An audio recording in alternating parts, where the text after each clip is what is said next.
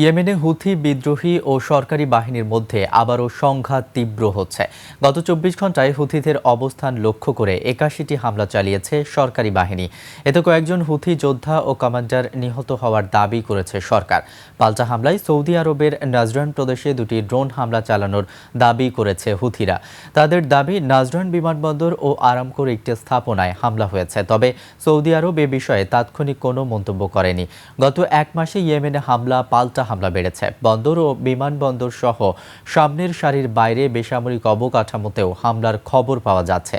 ২০১৪ সালে হুথিরা রাজধানী সানা দখলের পর শুরু হয় দীর্ঘ সংঘাত। ২০২২ সালে জাতিসংঘের মধ্যস্থতায় যুদ্ধবিরতি হলেও সাম্প্রতিক হামলায় আবারও বড় যুদ্ধের আশঙ্কা তৈরি হয়েছে। জাতিসংঘ জানিয়েছে, ইয়েমেনে প্রায় ১,৮০,০০,০০০ মানুষের পর্যাপ্ত খাবারের নিশ্চয়তা নেই।